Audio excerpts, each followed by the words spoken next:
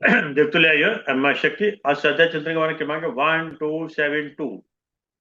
दिन सोमवार तारीख 28 जुलाई 2025। आज हमारे बीच में आदरणीय आर एन पांडे साहब, retired additional commissioner commercial tax हैं। आपका जो विषय चल रहा है श्रीमद् भागवत, उसमें ले रहा है नवम स्कंद वक्तव्य वन, और विशेष रूप से ले रहा है ऋषि स्वभारी की कथा, गंगा उत्तरण प्रकरण। अब ज्यादा सुने तो आदरणीय पांडे साहब से निवेदन करते हैं कि आज का बोलने जाएंगे आदरणीय पांडे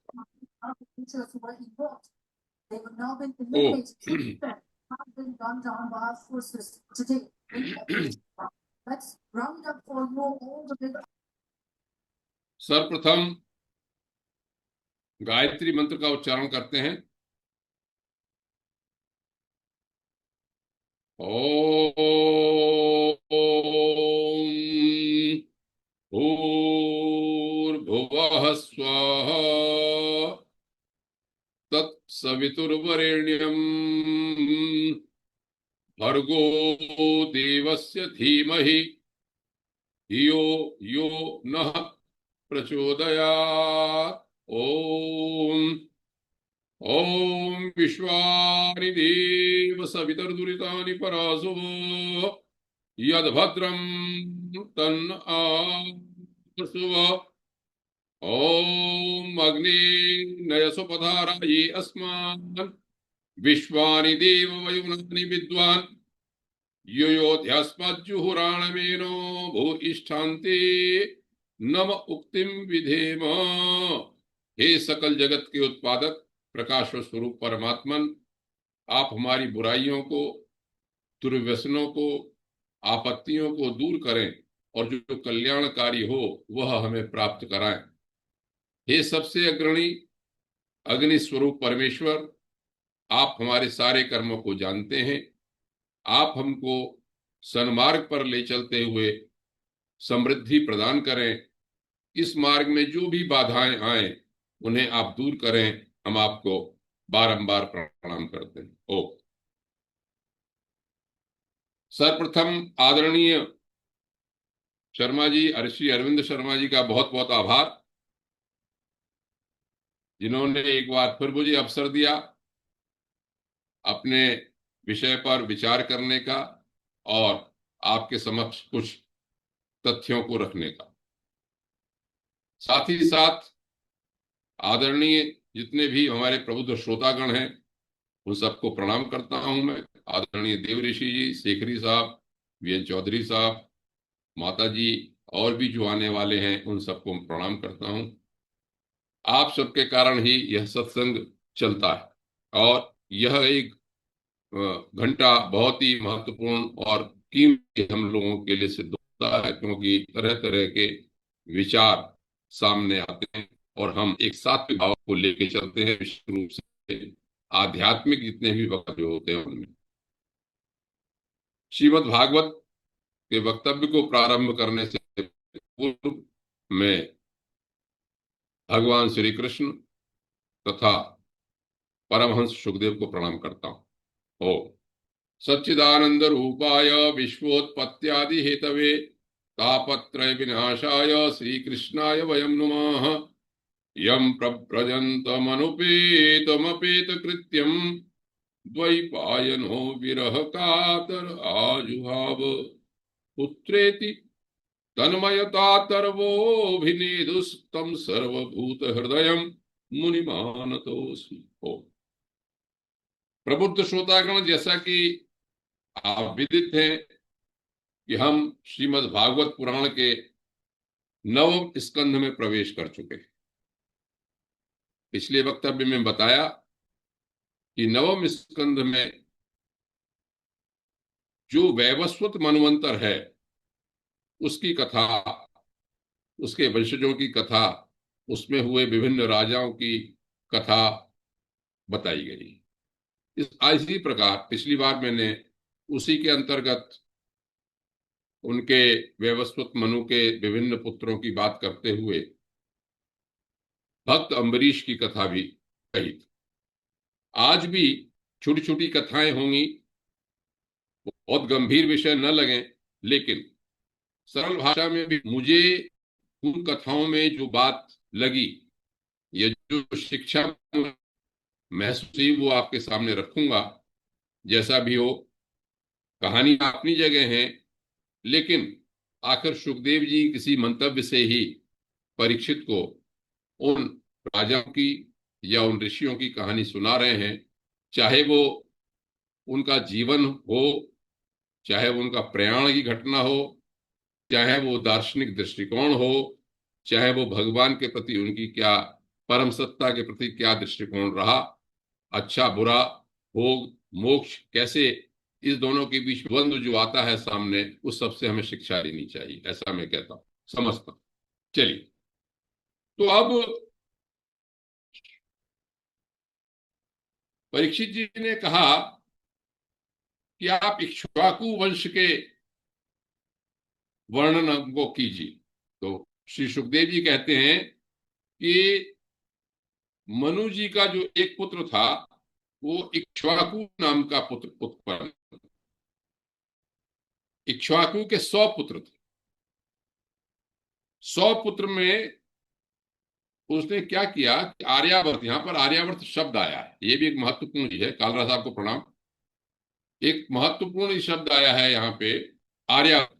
तो आर्यावर्त का जो राज्य करते थे, उसमें 25 जो पुत्र थे वो पूर्व भाग में दे दिए, 25 पुत्र पश्चिम भाग में दे दिए, और 47 पुत्रों को दक्षिण भाग में दे दिया। 3 पुत्र ऐसे बचे जिन्होंने मध्यवर्ती, उन्होंने आर्यावर्त पर राज्य। इसमें इक्ष्वाकु ने जो अंत समय दिखाया, वो बहुत अच्छी बात इसमें इन्होंने ये कही कि अंत समय में इन्होंने अपने जो गुरु वशिष्ठ थे, उनसे ज्ञान विषयक चर्चा की और योग के द्वारा शरीर का परित्याग करके परम पद प्राप्त किया। तो इक्ष्वाकु के जीवन का जो प्रयाण है, मैंने इसमें श्रीमद् भागवत में प्रायः जो देह त्याग का प्रकरण आता है, उस पर मैंने ध्यान देता हूं।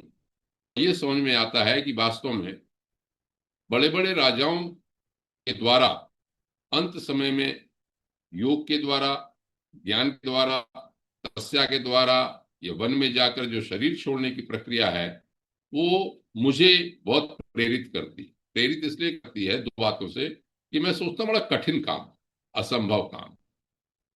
मैं जिस चतुर्थांश में आयु के पहुंचा हूं, उसमें ये प्रवृत्ति जग जानी चाहिए थी। लेकिन अगर कोई मुझसे ये कहे कि मैं संसार अपनी सब चीजें छोड़ दूं, छोड़ देना चाहिए, शास्त्र कहता, बड़ा कठिन लगता, असंभव सा लगता।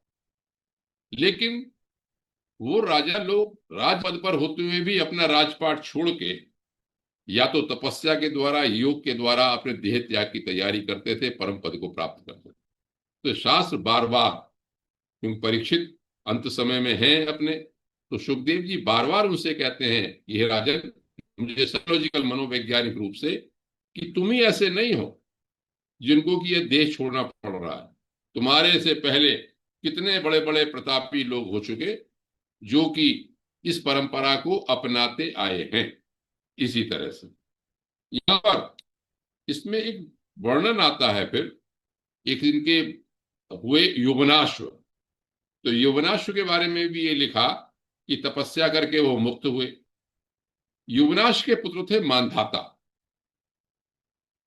कहानियां हैं छोटी छोटी, उसमें बीच बीच में जो कोई ज्ञान की बात या उपदेश शिक्षा की बात आती है, वो मैं सामने रखता हूं।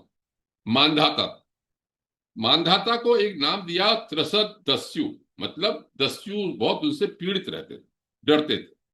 मानधाता के बारे में क्या खास बात कही, वो मुझे अच्छी लगी, वो आपके सामने रखता हूं। मानधाता क्या लिखा है, 7 द्वीप वाली पृथ्वी का शासन अकेले करते थे। ये कहते थे कि जहां से सूर्य का उदय होता है और जहां पर अस्त होता है, वो सबका सब भूभाग मानधाता के अधिकार में था। इतना बड़ा राज्य था उनका। लेकिन उनका दृष्टिकोण जो कहा, वो मुझे अच्छा लगा, अपनाने लायक बात थी। वो यद्यपि आत्मज्ञानी थे, बात वही आती है कि आत्मज्ञानी या ब्रह्मज्ञानी, जैसे हमारे बीच में चर्चा होती रहती है, होने के लिए कोई वन में जाना भी आवश्यक नहीं। आप राजा होते हुए भी आत्मज्ञानी हो सकते हैं, ऐसा यहां पर उदाहरण दिया। उन्होंने कहा कि उन्हें कर्मकांड की आवश्यकता नहीं थी। देखिए, यहां लिखा कि आत्मज्ञानी होते हुए भी यद्यपि उनको कर्मकांड की आवश्यकता नहीं थी, फिर भी उन्होंने बड़ी बड़ी दक्षिणा वाले यज्ञों से यज्ञ स्वरूप प्रभु की आराधना की।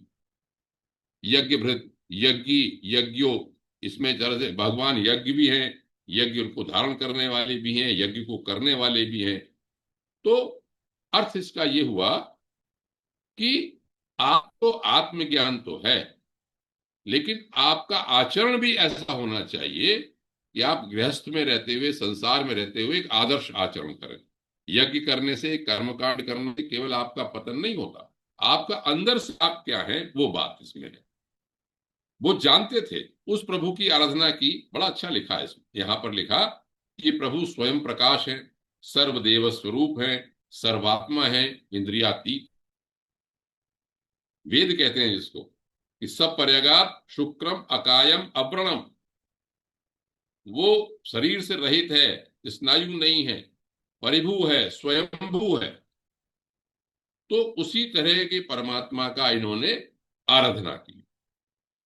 अब देखिए, यहां पर जो सनातन धर्म का एक विस्तृत रूप है, श्रीमद् भागवत पुराण में जगह जगह शुरू से आखिर तक हम जिस रूप को बताते आए, उपनिषदों में जो कहा गया कि ये पूरा विश्व ब्रह्ममय है, ब्रह्म ने अपने को ही विश्व के रूप में परिणित किया है उस परम सत्ता ने, उसी बात को यहां पर कहा। सुनिए अलग अलग क्या बात कहते हैं कि भगवान के अतिरिक्त कुछ नहीं। कहानी के बीच में ये बात मुझे पकड़ में आई, जो श्लोक आए कि भगवान के अतिरिक्त कुछ नहीं।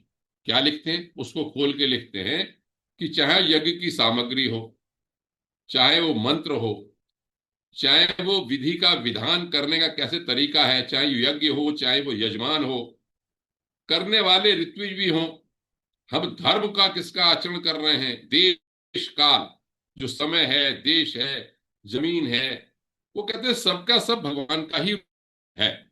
ये एक बड़ा दृष्टिकोण है जो हमको यदि अपनाते हैं, यो मां पश्यति सर्वत्र। देखिए, श्रीमद् भगवद गीता में संक्षेप में जो सूत्र कहे गए, वो मुझे ऐसा लगता है पुराणों में, विशेष रूप से श्रीमद् भागवत पुराण में विस्तार से वही सामने आते हैं। यो माम पश्यति सर्वत्र, जो सब जगह मुझको दिखता है, सर्वम च मय पश्यति, और सब कुछ मेरे भीतर ही दिखता। तो यहां पर स्पष्ट रूप से ये कहा कि यज्ञ की सामग्री हो, चाहे यज्ञ हो, चाहे यजमान हो, चाहे करने वाला हो, चाहे कराने वाला हो, चाहे वो दक्षिणा प्राप्त करने वाला हो, जिस देश में कर रहे हैं, जिस काल में कर रहे हैं, वो सब कुछ भगवान है। ये दृष्टिकोण होना चाहिए। गीता का बड़ा प्रसिद्ध श्लोक है, प्रायः कुछ लोग जब भोजन करते हैं उससे पहले इस श्लोक को बोलते हैं। इससे उस परम तत्व की सर्वज्ञ, सर्वव्यापी होने की, सर्वजय होने का एक हमको दृष्टिकोण मिलता है। बड़ा प्रसिद्ध श्लोक है गीता का, ब्रह्मार्पणम ब्रह्म हविर ब्रह्माग्नौ ब्रह्मणाहुतम ब्रह्मैव तेन गंतव्यम ब्रह्म कर्म समाधिना। ब्रह्मार्पणम, हम ब्रह्म को ही अर्पित कर रहे हैं। ये जो हवि है वो भी ब्रह्म है, ये जो अग्नि है वो भी ब्रह्म है, और ये ब्रह्म के रूप में जो कुछ हम दे रहे हैं उसी पर ब्रह्म को प्राप्त होता है। तो वही बात मानधाता मानते थे। लिखा मानधाता के बारे में, लिखा कि वो मानते थे। अब हम सौभरी ऋषि की कहानी के बारे में आगे पढ़ते हैं। मानधाता के 50 लड़के थे, 2-3 लड़के भी थे, उनके 3 पुत्र भी थे, 50 कन्याएं थी, सुंदर कन्याएं थी। हुआ ये कि एक ऋषि थे, सौभरी ऋषि, सौभरी नाम था उनका, बड़ा तपस्वी थे। यमुना जी में अपनी तपस्या करते थे, खड़े होकर एक बार उन्होंने यमुना जी में डुबकी लगाई। हम लोगों को सीख देने के लिए यह कथा है कि यदि हम कभी भी अपने तप के मार्ग से विचलित हो सकते हैं, उसका ये उदाहरण है सौभरी ऋषि का, कि उन्होंने जब डुबकी लगाई तो उन्होंने देखा एक बड़ा मच्छ है, वो उसके साथ कई सारी मछलियां हैं, उनके साथ विहार कर रहा, खूब हीले कर रहा है, अब काम क्रीड़ाएं कर रहा है। तो उनको देख के उनके मन में भी विवाह करने की इच्छा हुई ऋषि के। ऋषि ने कहा अच्छा, अब मुझे कन्या कौन देगा? उस राजा के पास गए, राजा मानधाता के पास गए, और राजा मानधाता के पास जाके उन्होंने ये निवेदन किया कि आपकी तो 50 कन्याएं हैं, एक कन्या कोई मुझे दे दीजिए। अब राजा तो बहुत असमंजस में पड़ गए। तपस्वी ब्राह्मण, नेचुरली जब तपस्या हुआ आया होगा तो उसके बहुत सुंदर तो नहीं होंगे, रूप नहीं होगा। तो माता ने क्या कहे, उन्होंने एक बात उनके सामने रखी कि अच्छा ऋषिवर, आप ऐसा करो, मेरी कन्याओं के पास चले जाओ और उनमें से जो कन्या आपको पसंद कर ले उसे आप ग्रहण कर लो। तो ना भी नहीं कही और कह भी दिया। लेकिन सौभरी ऋषि इस बात को समझ गए। सौभरी ऋषि ये समझ गए कि अच्छा, मेरी हड्डियां तप के कारण बड़ा उकसा गई है, मेरा शरीर ठीक नहीं है, चेहरा भी ठीक नहीं है, इसलिए राजा कह रहा है। उसी समय उन्होंने अपने योग बल से अपने को ऐसा सुंदर बना लिया कि देवांगनाएं भी उन पे ललित हो, लट्टू हो जाए उनके ऊपर। और अपना बहुत सुंदर शरीर लेके जब गार्ड जो था, अंतःपुर का जो रक्षक था, सिक्योरिटी गार्ड जो था, उससे कहा अब तुम ले चलो। तो वो अंतःपुर में उनको ले गया, जहां पर 50 कन्याएं इनकी थी। अब उनसे उन्होंने मंतव्य रखा कि आप मुझे जो भी चाहो, मुझे विवाह के लिए पति के रूप में स्वीकार करो। तो कहते हैं इतना सुंदर उन्होंने अपना शरीर बना लिया था कि सभी कन्याएं कहने लगी मैं विवाह करूंगी इनसे। बहुत ही धर्म संकट हो गया, लेकिन सौभरी ऋषि तो योग बल बहुत था उनके पास, तपोबल था बहुत ज्यादा। उन्होंने 50 की 50 कन्याओं से विवाह कर लिया। उन्होंने कहा सबको मैं रख लेता हूं अपने साथ। अब सौभरी जी ने 50 कन्याएं रखी, उसी तरह से अपने योग बल से महल बना लिए, उसी तरह से ऐश्वर्य की सारी सामग्री जुटा ली। यहां लिखते हैं ग्रंथकार की मानधाता भी सौभरी जी का गृहस्थी सुख देखकर आश्चर्यचकित हो गए कि ये जो उनका गर्व था कि मैं सार्वभौम संपत्ति का मैं स्वामी हूं, सातों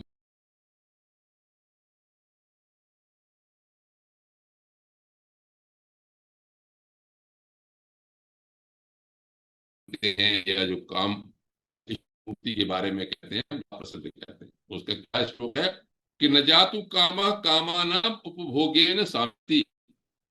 जो कामनाएं हैं, और विशेष रूप से जो भोग करने की, शारीरिक भोग करने की जो इच्छा है, काम वासना जो है, वो पूरी करने से कभी शांत नहीं होती। थोड़ी देर लगता है, सुख मिलता है, तो उससे बात करता है, फिर करता है, एक पत्नी नहीं, दो पत्नी नहीं, 50 पत्नी रख ली, फिर और तरह से ये भी करना, ये भी करना। और उसका उदाहरण वही दिया, हविषा कृष्ण वर्तिमेव भूय एवा भी वर्तते। अग्नि में आप आहुति डालो, अग्नि उतनी ही बढ़ती है। इसी तरह से अब भाई काफी समय उन्होंने भोग लिया, लेकिन अब आता है तपस्या फल, भगवान की कृपा या अपने विचार करने की शक्ति। तो सौभरी ऋषि कहते हैं कि एक दिन स्वस्थ चित्त से शांत प्रातः काल में था, ब्राह्म मुहूर्त में जैसे उन्होंने ध्यान लगाया, अचानक उन्हें ये याद आ गया कि अरे मैंने क्या किया, मैंने तो इतने सालों तक तपस्या की, तपोबल प्राप्त किया, ब्रह्म तेज प्राप्त किया, ब्रह्म तेज को मैंने अक्षुण्ण रखा। हुआ क्या कि केवल वो मछलियों को विहार करते हुए देख के मेरे मन में ये हो गया कि मैं विवाह करूंगा, और मैंने जो योग बल से मुझे परम पद प्राप्त करना चाहिए था वो मैंने कहाँ लगाया? अपने को युवा बनाने के लिए, 50 पत्नियां रखने के लिए, और उनसे भोग करने। और जबकि मैं जानता था कि ये भोग, ये शरीर नश्वर है, इससे कुछ मिलने वाला नहीं, मेरा उद्देश्य तो परम पद को प्राप्त करना था। अब उनको विचार किया, उन्होंने कहा कि अरे, जैसे मोक्ष की इच्छा है, अब यहां से सीख मिलती। जो मैं बात कहता हूँ, कहानियां तो हैं, छोटी छोटी कहानी चलेंगी आज, लेकिन हमें क्या शिक्षा मिलती है?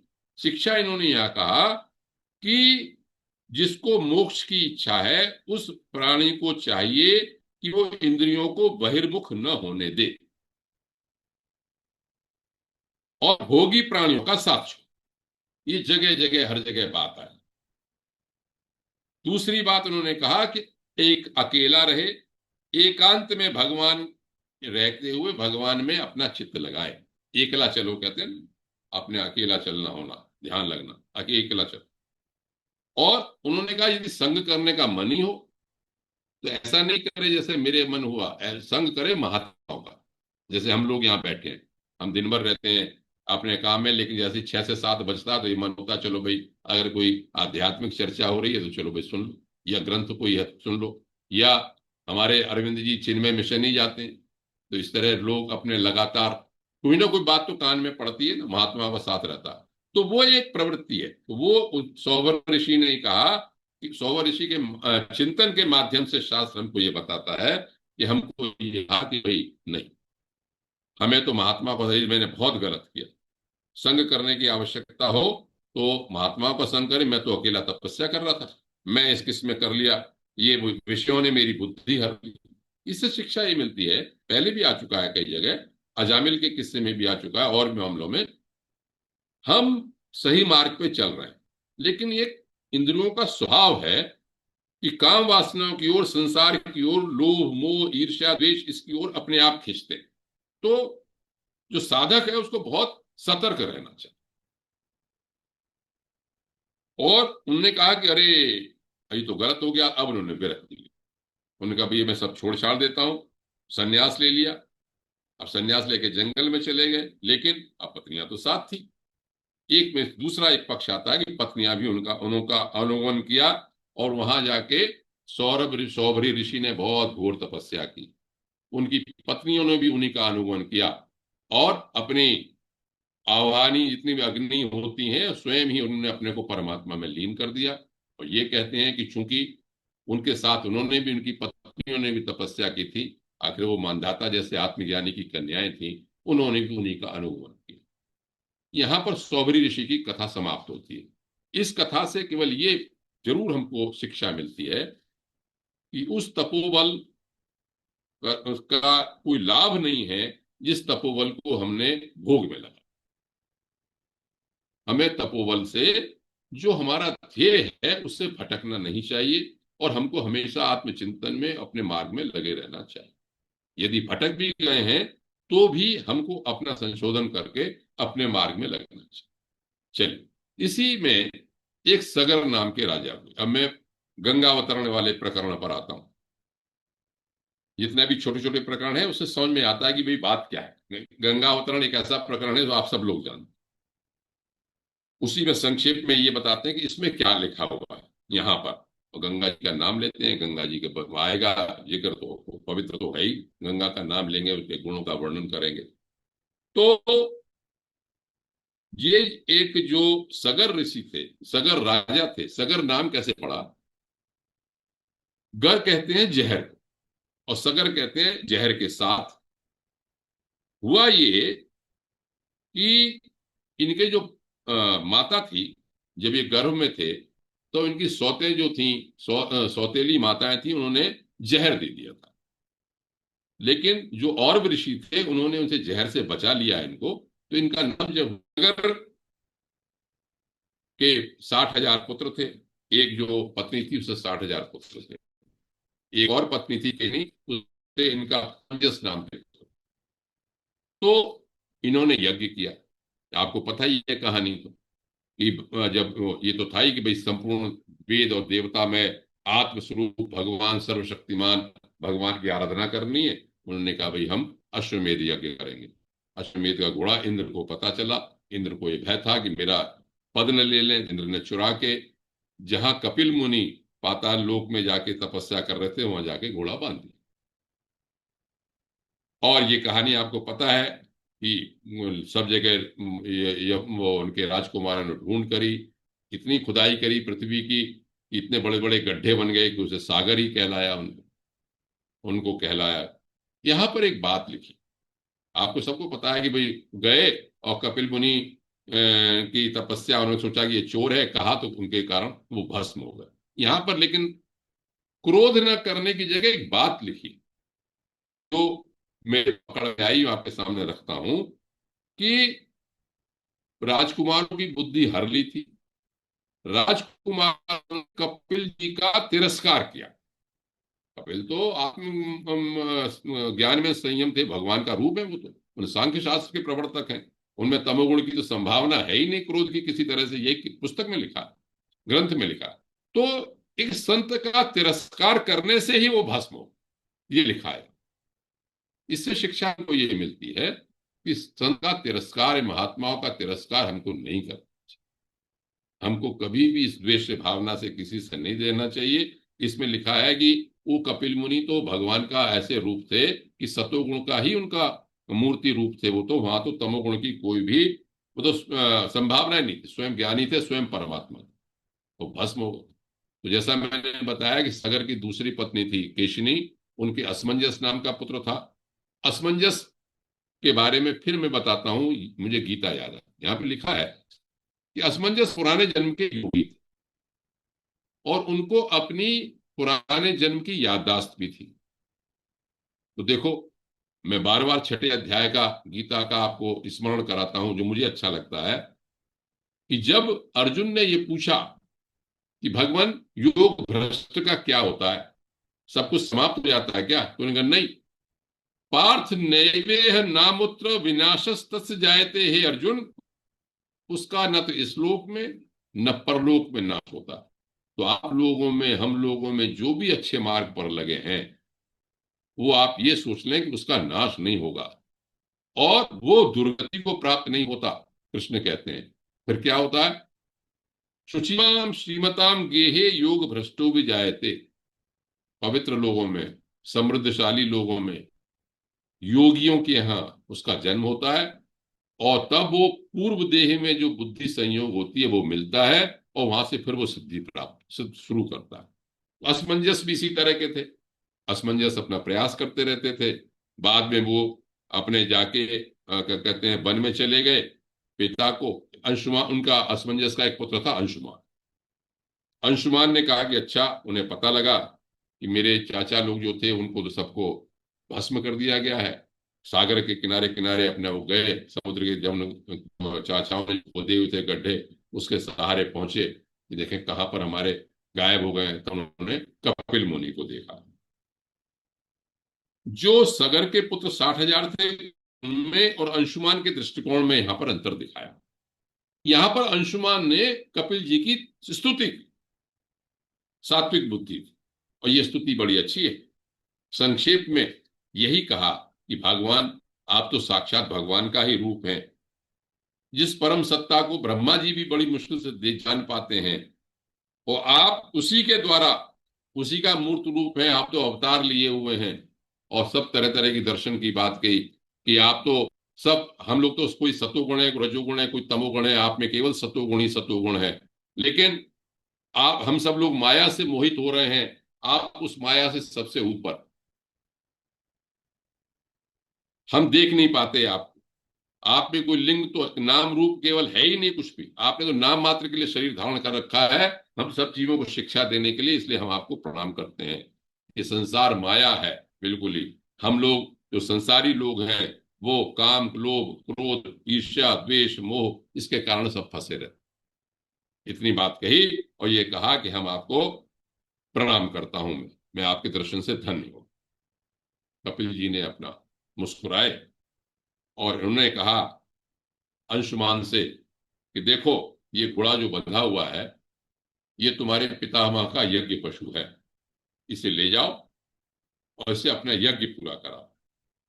और एक बात ये बताते हैं कि तुम्हारा ये चाचाओं का जो उद्धार होगा वो केवल गंगा जल के स्पर्श से ही होगा और कोई मार्ग है नहीं। अंशुमान ने उनसे परिक्रमा की, प्रणाम किया, प्रणाम करके वहां से घोड़े को ले आए। यज्ञ जो पूरा बचा हुआ था उसे यज्ञ पूरा किया। सगर ने अंशुमान को राज सौंप दिया और वो भी अपने जंगल में चले गए। और जो ऋषि औरव ने रास्ता बताया था उससे उन्होंने परम पद की प्राप्ति की। एक बात मुझे यहां पर ये समझ में आई कि देखो, अब गंगा अवतरण का प्रकरण शुरू हो रहा है। जैसा मैं पहले कह चुका हूं कि श्राप जो महात्माओं द्वारा दिया गया श्राप है वो कहीं ना कहीं कल्याणकारी ही होता है। श्राप में भी कल्याण छुपा होता है। कैसे? ये तिरस्कार किया चाचाओं ने और वो भस्म हो गए। सगर का यज्ञ बचा हुआ था, यज्ञ भी पूरा हुआ, लेकिन उस श्राप के कारण ही गंगा इस पृथ्वी पर अवतरित हुई है, यदि पौराणिक कथा को हम सत्य मानते हैं तो। इन यदि वो श्राप न दिया होता, वो भस्म न हुए होते, तो ये प्रयास भी नहीं, गंगा अवतरण भी नहीं होता। हम लोगों को जो बहुत ही आसानी से मां गंगा के दर्शन होते हैं, स्नान होते हैं, वो भी नहीं होता। ऐसा मुझे इसमें लगा यहां पे। अब गंगा अवतरण का प्रकरण शुरू होता है। अंशुमान ने गंगा जी को लाने का बहुत प्रयास किया, उनकी मृत्यु हो गई समय पे। उनके पुत्र दिलीप थे, उन्होंने भी प्रयास किया, उनकी भी मृत्यु हो गई। उनके पुत्र थे भगीरथ। आप जानते हैं सब। भगीरथ ने प्रयास किया, तपस्या की, गंगा जी ने दर्शन दिया। गंगा जी ने दर्शन दे के कहा कि भाई बताओ, तुम्हें वर देने के लिए आए। तो उन्होंने कहा आपको बस मैं यही कह रहा हूं कि आप मर्त्य लोक में चले। अब गंगा ने जो बात दो कही वो बड़ी समझने की बात, आपने सुना होगा इस बात को। दो बातें कही गंगा जी ने। गंगा जी ने यह कहा कि देखो, मैं स्वर्ग से जब पृथ्वी पर गिरूं तो मेरा वेग इतना होगा, यदि वो कोई संभाल नहीं पाया तो मैं रसातल में चली जाऊंगी, मृत्यु लोक में रुक ही नहीं पाऊंगा, पृथ्वी पर मैं रुक नहीं पाऊंगा। एक। दूसरी बात जो पाप पुण्य की दृष्टि से कही जाती है, उसके अलावा भी मैं विचार कर रहा था। देखिए, मैं अपना विचार रखता हूं, आप लोगों को कितना अपील करता है। दूसरी बात उन्होंने ये कही कि मैं इसलिए भी नहीं आऊंगी कि लोग अपने पाप मुझके अंदर डालेंगे। अघ पाप को कहा यहां पे, जितने लोग हैं पापी लोग, वो अपने सारे पाप मेरे अंदर डालेंगे। कैसे? वो अपने पाप को दूर कैसे करूंगी मैं? अब इस विषय में भगीरथ तुम विचार करो। भगीरथ ने दूसरे प्रश्न का, दूसरी जो आशंका थी उसका उत्तर पहले लिखा। तो देखो यहां पर यह है, लेकिन जो विचारक लोग हैं, मैंने भी सुना है और मेरे मन में भी ये बात अपील करती है आजकल के माहौल को देखते हुए। वहां पर उत्तर ये दिया कि हे मां, मृत्युलोक में भी ऐसे सन्यासी हैं, ऐसे महात्मा हैं, ऐसे साधु हैं, ऐसे विचारक हैं, ऐसे पवित्र लोग हैं, ऐसे ब्रह्मनिष्ठ लोग, कई विशेषण हैं यहां पे। तो इसी बात को मैं खोलता हूं, जो कि संसार से उपरत हो गए, जिनमें लोक कल्याण की कामना है, अपने आप में शांत हो गए हैं, केवल लोक का कल्याण करने के लिए लगे रहते हैं, परोपकार में ही लगे रहते हैं, वो उनके साथ से, उनके अंग स्पर्श से, उनके प्रयास से आपके पापों का नष्ट हो जाएगा। इसको क्या कहते हैं? कथावाचक तो प्रायः ये कहते हैं कि भाई देखो, पापी उसमें, मान लो आपको लग रहा है कि पाप छोड़ देंगे, तो महात्मा लोग भी उसमें स्नान करेंगे। तो महात्मा लोग जो स्नान करेंगे उससे वो पाप सब समाप्ति हो जाएंगे उनके, तो आपको कोई प्रभाव नहीं होगा। लेकिन आजकल के परिप्रेक्ष्य में एक बात बड़ी समझने की, इस पौराणिक कथा से पहले ही ऋषियों ने ये आशंका व्यक्त कर दी होगी, ये पवित्र नदियां इन मर्त्यलोक के प्राणियों के द्वारा जरूर ही अपवित्र की जाएंगी। एक तो है स्नान करना, स्नान करना नहीं, पाप क्या छोड़ते हैं? केवल स्नान करने से पाप नहीं छूटते, वो तो एक दूसरी बात, एक मानसिक बात।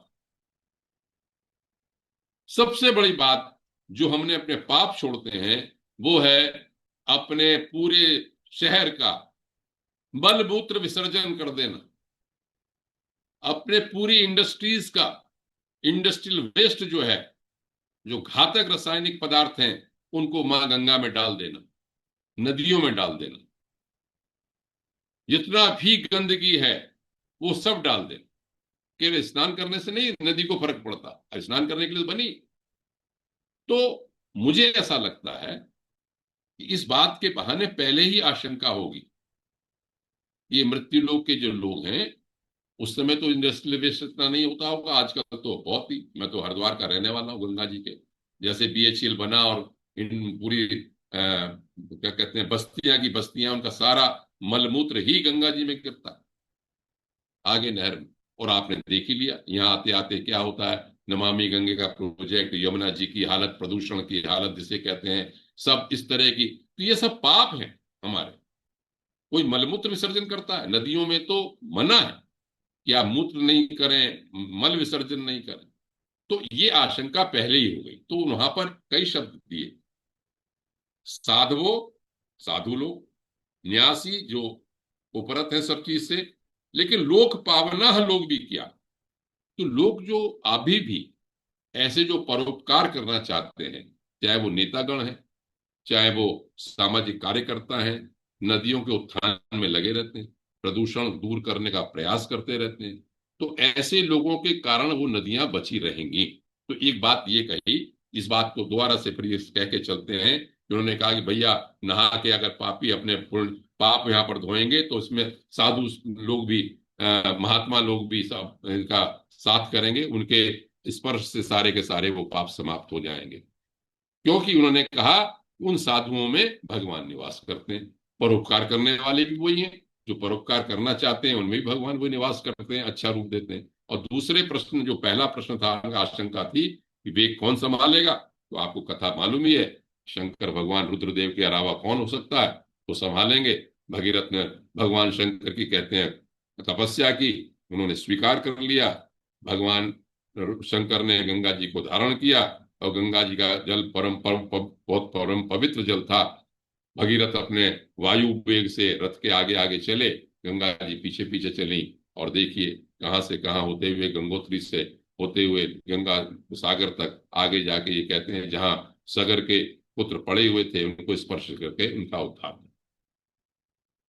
गंगा मां को प्रणाम करते हैं। कुछ बात गंगा जी के बारे में जरूर करते हैं। इसमें इन्होंने लिखा कि देखो भाई, जिस की राख का स्पर्श होते हुए लोगों का उद्धार हो गया, तो हम मर्त्यलोक के लोग कितने भाग्यशाली हैं जो गंगा जी का सेवन करते हैं, दर्शन करते हैं, और उनका में स्नान भी करते हैं। हम लोग तो बहुत ही भाग्यशाली। गंगा जी के बारे में, इनकी जो महात्म्य है उसके बारे में बहुत कुछ कहा गया, लेकिन थोड़ी सी बात मैं आपके सामने रखता हूं। ये भी माना जाता है कि ज्येष्ठ मास की शुक्ल पक्ष की दशमी जो थी, उसको गंगा दशहरा कहते हैं। जो गंगा अवतरण का समय है वो ज्येष्ठ मास के शुक्ल पक्ष की दशमी को माना जाता है, एक बात।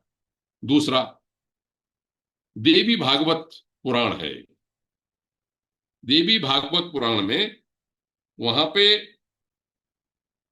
21 श्लोकों का एक उसमें स्तुति की गई, स्तुति बताई गई है उसमें, बहुत अच्छी स्तुति।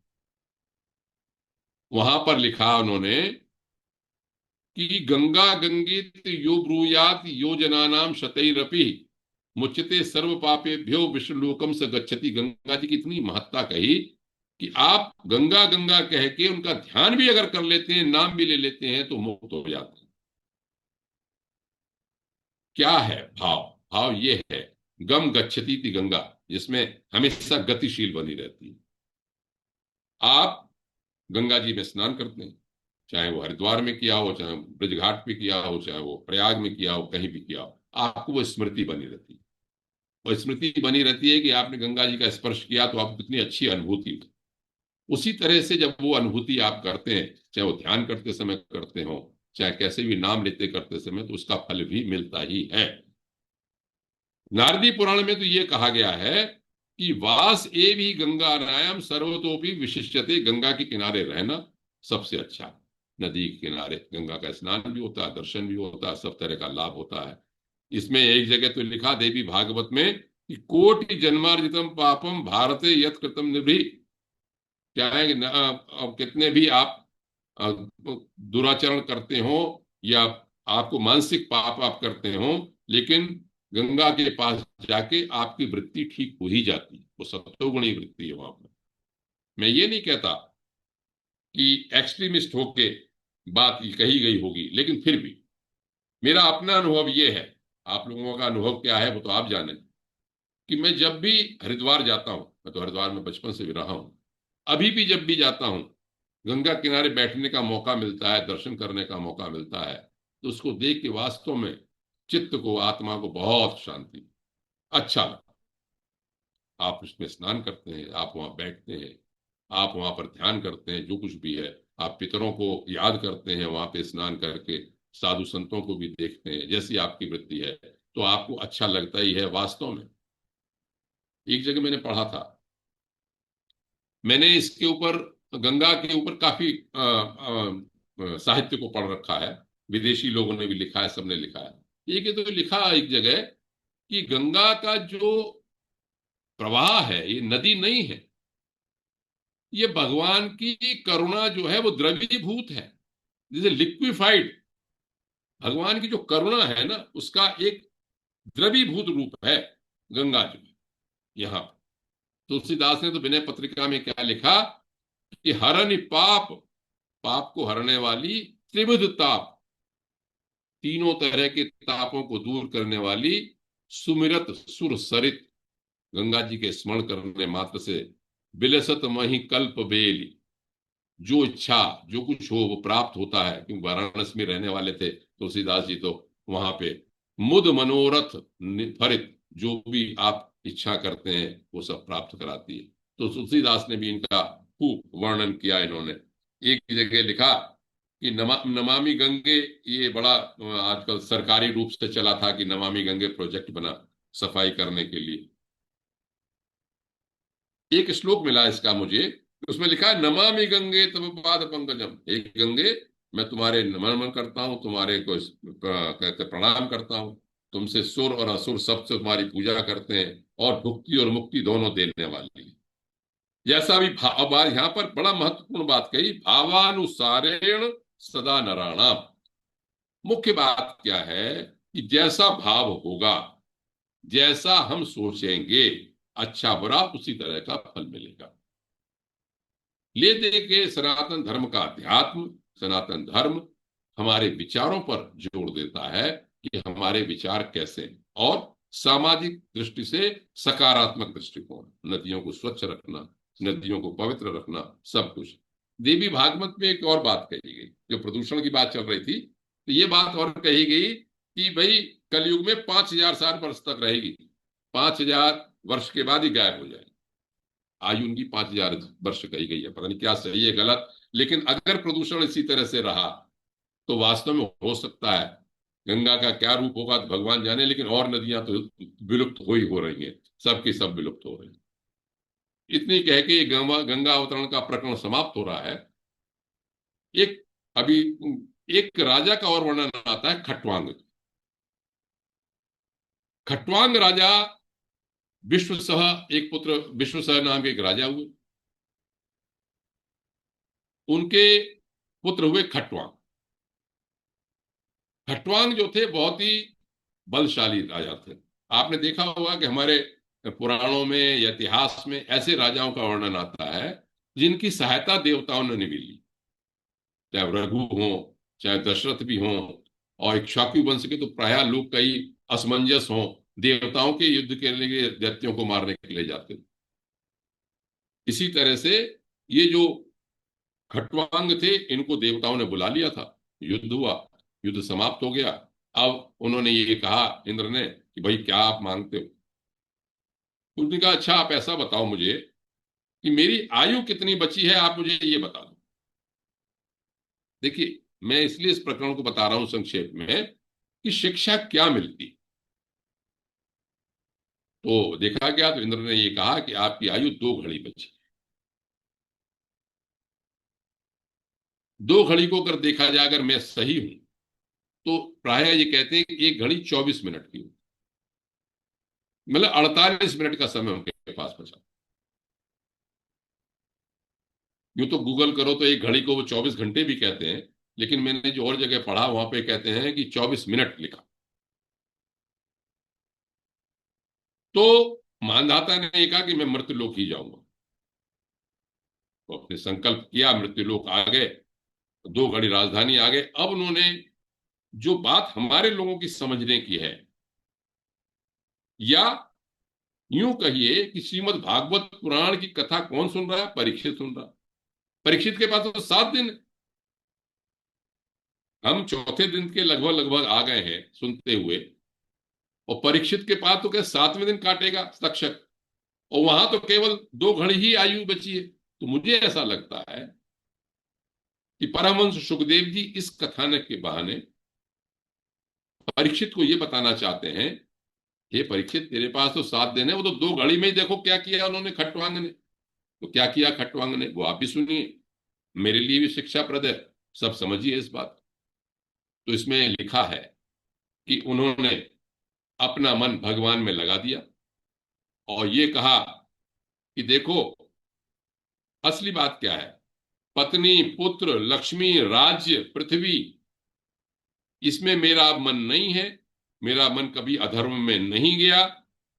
तीनों लोगों के स्वामी ने, देवताओं ने मेरे से मुंह मांगा वर देने को कहा, तो भी मैंने भोग की लालसा नहीं की। मुझे पता है जब मेरी आयु ही 2 घड़ी रह गई है।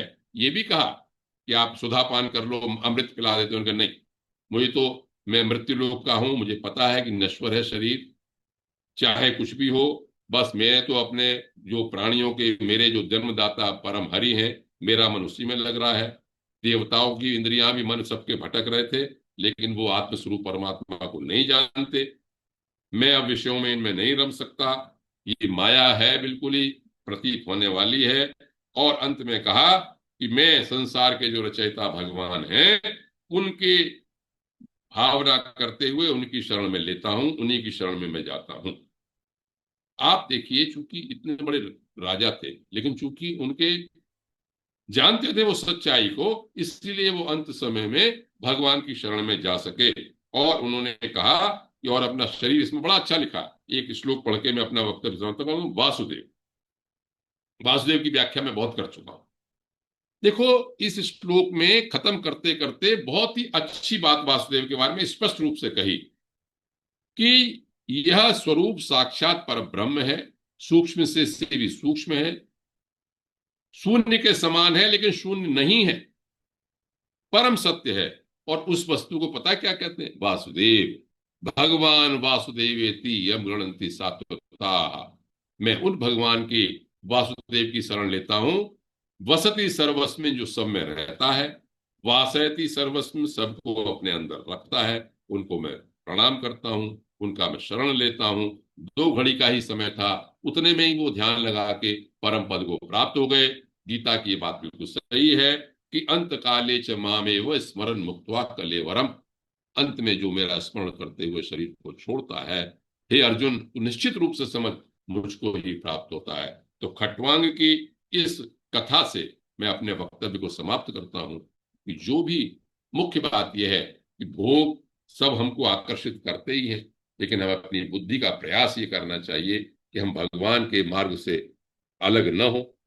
जो ध्येय है, शरीर को हमें नष्ट होना ही है एक दिन। खट्वांग के प्रकरण से ये लगा कि अगर हमारे पास थोड़ा भी समय है और हम अंत समय में उसमें ही लगा देते हैं अपनी आत्मबुद्धि को, तो भी हमारा कल्याण हो सकता है। भगवान मेरा कल्याण करे आपके सहारे स्वाध्याय से। आप अपनी यथामति से, यथारुचि से भगवान की कृपा के पात्र हों सभी। इसी कामना के साथ मैं आज के वक्तव्य को समाप्त करता हूँ। ओ हरे नमः। बहुत बहुत धन्यवाद आदरणीय पंडित साहब। सभी लोग अनम्यूट है। इस संबंध में कोई जिज्ञासा, कोई प्रश्न बनता है तो आदरणीय पंडित साहब से पूछ सकते हैं।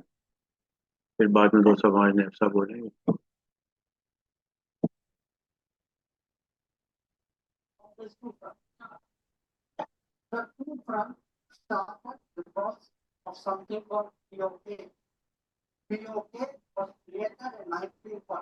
पंडित जी, पंडित जी प्रणाम। सौदा पड़ा।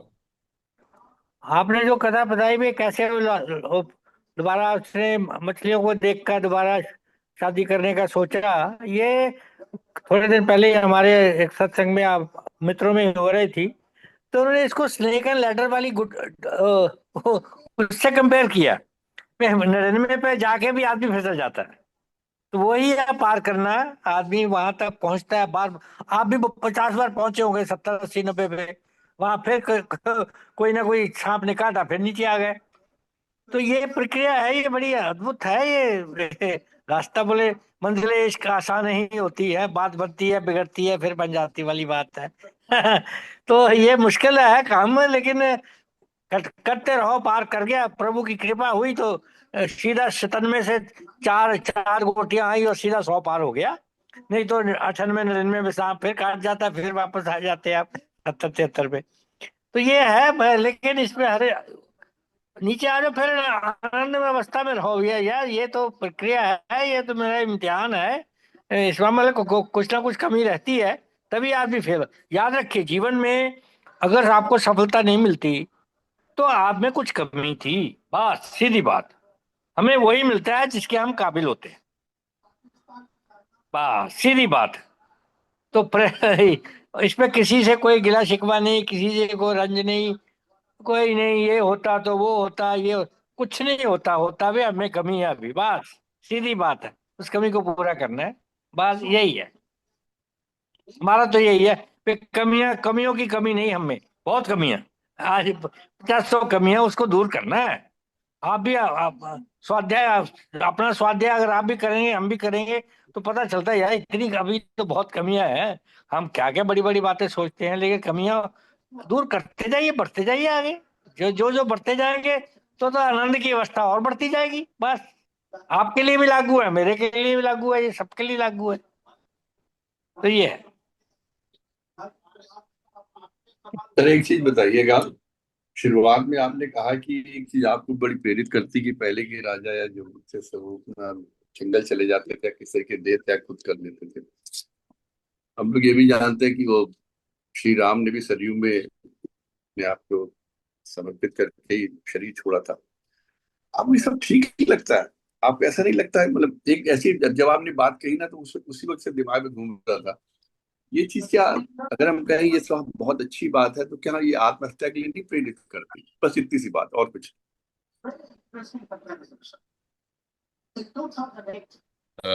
आपने क्या की आत्महत्या? जी। हाँ। मैं इसके राजपाट बारे त्याग में दो शब्द अभी घटा। नहीं, ये आत्महत्या शब्द जो आया, जी। इसके बारे में चूंकि एक ऐसा हमारे साथ प्रकरण हुआ है हमारे जानकार में, कि वो व्यक्ति महिला थी, कन्या थी, बहुत ही सात्विक, बहुत ही, जैसे कहते हैं, हम जानते थे कि बहुत ज्यादा। उसके बाद भी आत्महत्या का प्रकरण आया। तो साधु संतों, एक सन्यासी, एक महात्मा ही थे, उनसे बात हो रही थी कि भाई आत्मघात तो वो है, क्या कहते हैं, पाप है, क्या होना चाहिए। इसमें विचार हुआ जो आप बात कर रहे हैं, कई सारी बातें आई। पहली बात,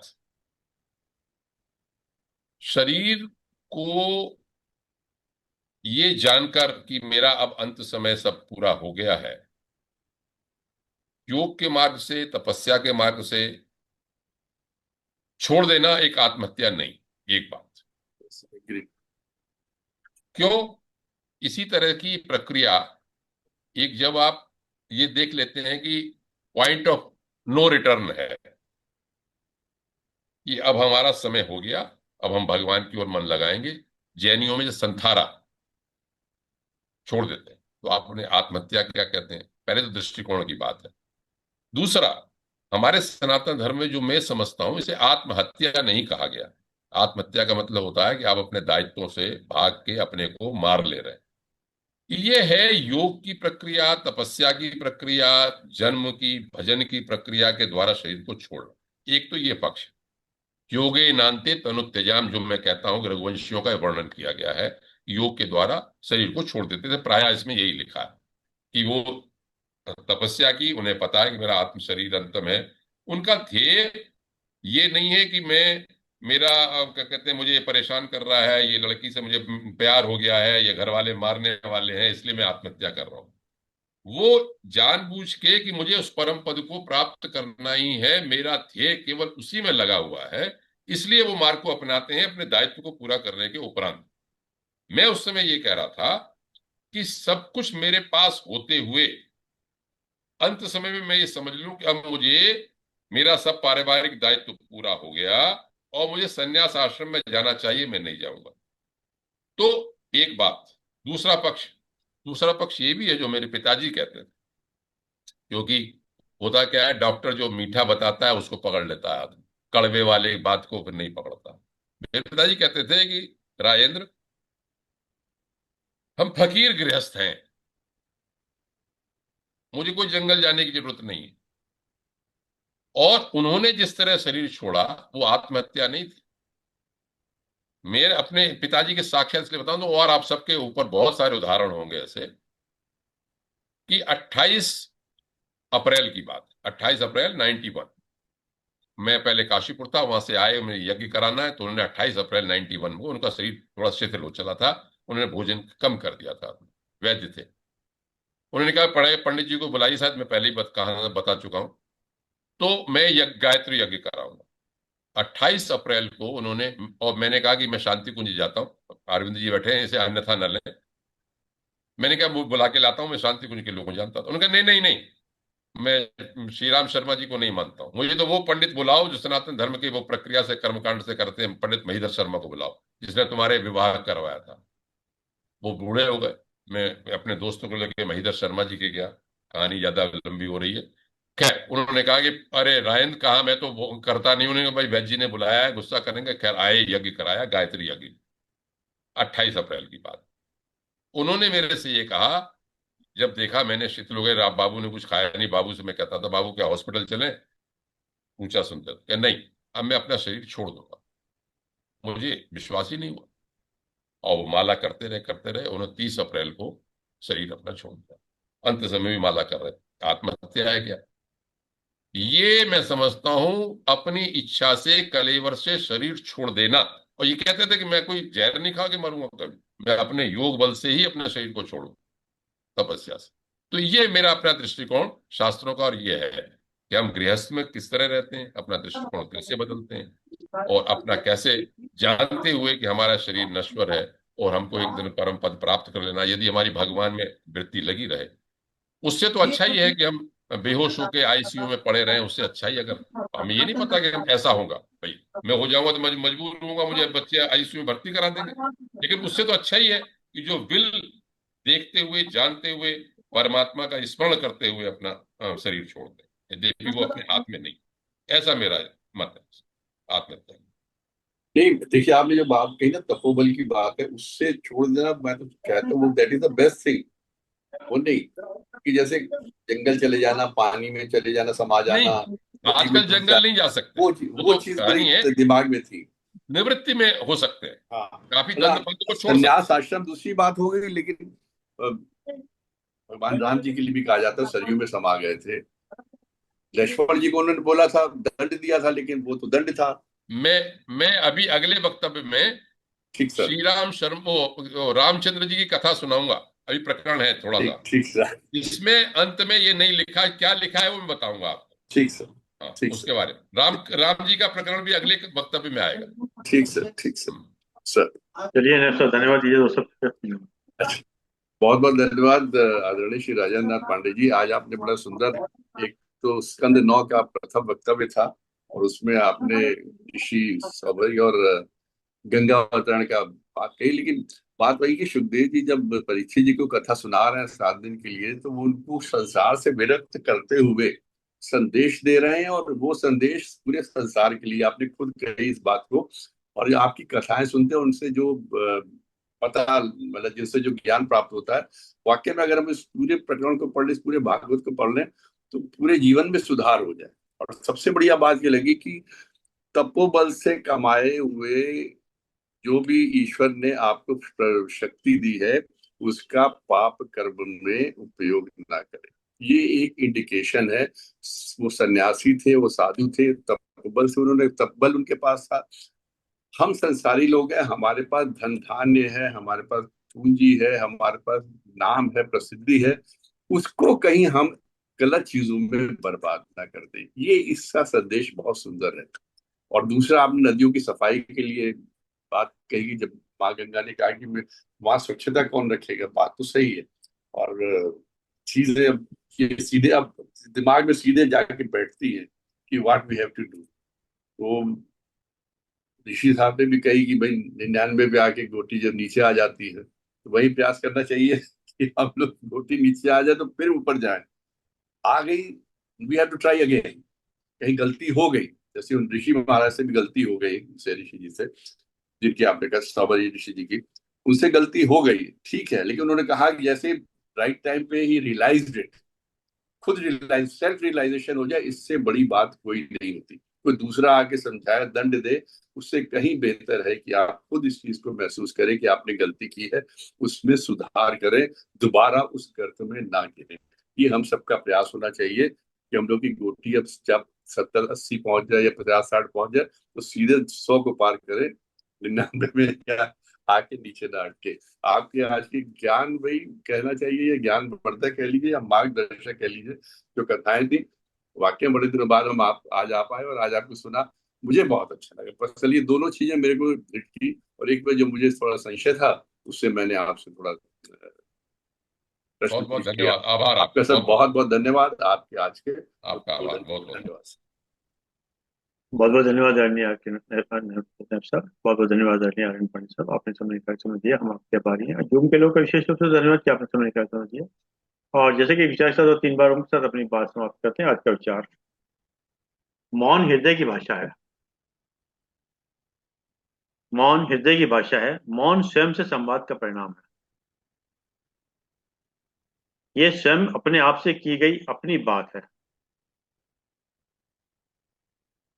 यह अपने आप से अपने की बात है। हम समाज में पूरी सत्यता के साथ उपस्थित होते हैं, परंतु जितना असर वाणी का होता है उससे कहीं ज्यादा अधिक असर मौन अभिव्यक्ति का है। क्या बात है सर, शेखरी साहब यही कर रहे हैं, बिल्कुल मौन बैठे हुए आइए, बाकी सर। लोग जिनका वीडियो नहीं है वो भी मौन है। चार्ज ने वीडियो ओपन कर लिया, दर्शन दे दिया हम सबको। चलिए, सर, आइए 3 बार बोले। ओ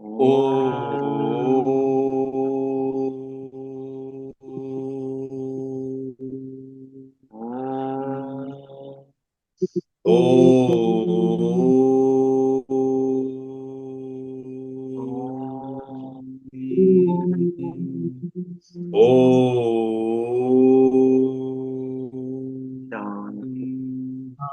शांति शांति शांति। सबको प्रणाम, सबका बहुत बहुत धन्यवाद।